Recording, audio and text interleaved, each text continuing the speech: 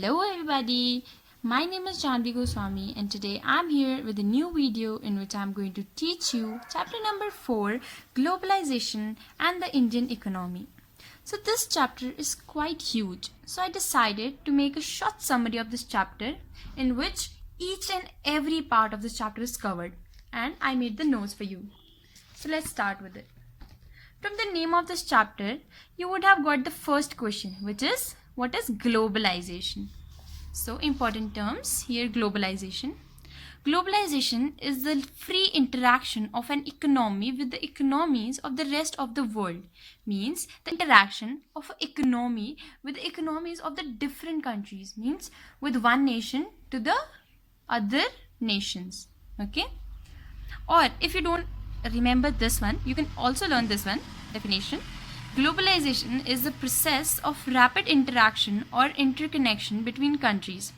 The meaning is the same, that the interaction or the interconnection between countries of one nation with the other many nations is called globalization. Okay? So now, consumers in today's world. So consumers, what are consumers first? Anyone who purchase goods and services from the markets and pay for them are known as consumers. So consumers are the people who buy the products from the markets and pay for those products and consume them. Okay, so they are consumers. But now consumers in today's world. So in today's world, how are the consumers? They are very advanced. First of all, they have higher quality products in cheap price. Okay. Now, what are producers? Anyone who produce goods and services and sell these in the market is known as producers. Means the people who produce things or goods for the consumers to buy them are known as producers. Now, what are final goods? The goods which are consumed by the consumers are known as final goods, or the products which reach in the market for the consumer's consumption is known as final goods. Okay. Now MNC, the most important term, that what is an MNC? It is a company that owns or controls production in more than one country. So the production which is controlled by a citizen or a company in different nation is known as MNC.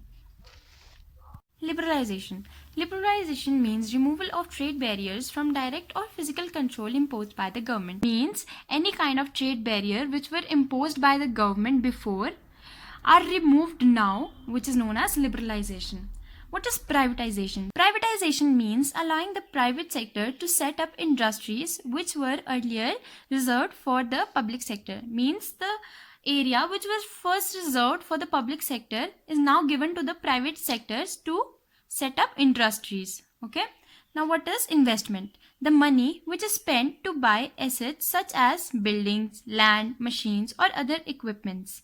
Means any sort of thing like building, land, machine or any other equipment which is required to set up an industry is known as investment. Now what is foreign investment? Investment made by the MNCs is called foreign investment. As I told you, what is MNC? Okay. So the investment which is made by the MNC is called foreign investment. Now, what is World Trade Organization? It is an organization which is in favor of increasing the world trade through globalization. Means it favors the trading from one nation to the other different nations by globalization. Okay. Now, how has MNCs or multinational companies benefited the common people? Products of higher quality with cheap price is available. Means for the common people, they are getting higher quality products with prices which are very low, and due to this the common people are being more and more advanced. Due to higher competition between the producers, the common people are benefited. Means the common people are getting more and more benefits as the competition is increasing between the producers. MNCs provide new jobs. When the MNCs come in a nation, they need more and more workers or laborers, and this provides jobs to the people of that nation. The common people get boosted up and try to export or increase their products. So the common people of that nation, when see the MNCs increasing their products, so they also get boosted up and start increasing or exporting their products. Now, production across countries. Now the production which takes place across the countries. Until the middle of the 20th century, production was organized within the countries. That means that till that period of time, which was middle of 20th century, the production which used to take place was only within the country itself. Even in our country, most of the production was in the hands of the government. Means the production which used to take place even in our country was in the hands of the government. But with the entry of MNCs, multinational companies, the whole world market has changed. After the entry of MNCs, the whole world scenario has changed. Where does MNCs set up their production? Where does multinational companies or MNCs set up their production? Close to the market. They will set up their production or the factory close to the market so that they can take the required materials from the market easily. Where there is skilled and unskilled labor available at low cost, means at a place where unskilled as well as skilled laborers are available, but the cost of that laborer working should be low, as the company can earn more and more profit. Availability of other factors of production, means the other factors of production should also be available to the MNCs or the factories. Favorable government policies. The policies should also be in the favor of the MNC or the company. Now, the next question is, how do the MNCs help in the growth of the local companies? So, how do the MNC or the multinational companies help the local companies? Availability of modern techniques and managements from the MNCs, means the MNCs provide the new technologies and other products to the local companies. MNCs provide money, capital for fast production, means the MNC also give money to the local companies for fast production. MNCs help local companies to expand their markets, means the MNCs encourage the local companies to expand their markets. How do multinational companies, MNCs, control production?